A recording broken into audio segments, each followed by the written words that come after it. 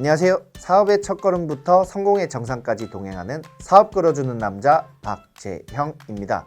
자신만의 술을 만들어서 팔고 싶은 창업자들 정말 많죠. 그런데 이게 쉬운 일이 아닙니다.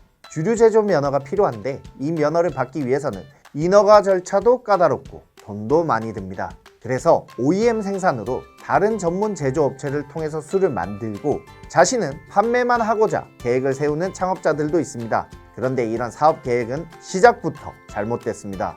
술을 OEM으로 생산하는 경우에도 주류 제조 면허가 있어야 하기 때문인데요. 술 제품의 OEM 생산은 이미 주류 제조 면허가 있는 업체가 시설이 부족해서 생산이 힘든 경우를 위해서 예외적으로 허용을 해준 사항입니다. 나만의 술을 만들어 팔고 싶다면 직접 제조를 하든 위탁 생산을 하든 반드시 생산하고자 하는 술의 종류별로 생산 시설을 갖추고 주류 제조 면허를 받아야 합니다.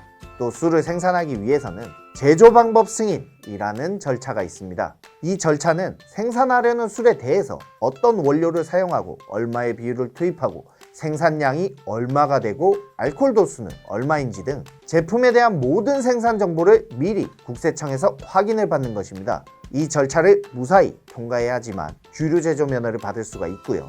그리고 이 제조 방법 승인 절차는 OEM으로 생산을 한다고 해서 피할 수 있는 게 아닙니다. OEM 생산을 하는 경우에도 주류 제조 방법에 대한 승인 절차를 거치고 주류 제조 면허를 반드시 받아야 하는 겁니다. 마지막으로 가장 크게 오해를 하고 있는 사항입니다. 주류 OEM은 자신이 받은 주류의 종류와 같은 주류에 대해서만 가능합니다.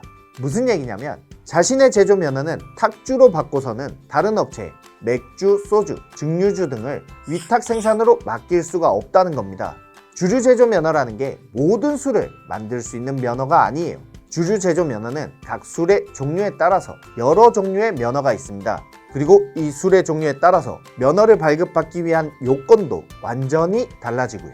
예를 들어서 막걸리를 만들기 위해서 탁주 제조 면허를 받는다고 한다면 생산시설이 총 5,000리터가 필요합니다.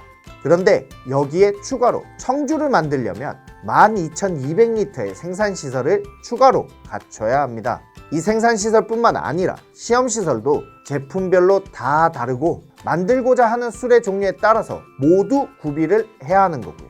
따라서 주류 제조 면허는 자신이 받은 면허 말고 다른 종류의 술을 만들 수 없기 때문에 당연히 OEM 생산도 불가능한 겁니다. 또 일반 주류 제조 면허나 소규모 면허를 받고서는 지역 특산주 생산을 해서 온라인 판매를 하겠다고 계획을 하시는 분들이 있습니다. 역시나 이것도 불가능합니다. 왜 그런지는 이미 설명을 드렸죠. 같은 탁주 제품을 만든다고 해도 일반이나 소규모 면허로 만드는 거랑 지역 특산주 면허로 만드는 건 전혀 다른 얘기입니다. 애초에 지역 특산주는 제조 면허를 받기에 앞서서 제품에 대해서 시장이나 도지사의 추천서도 받아야 되고요. 이렇게 주류 사업을 위해서는 인허가에 대해서 창업자 여러분 스스로부터 잘 알고 있어야지만 사업 계획을 제대로 세울 수가 있습니다.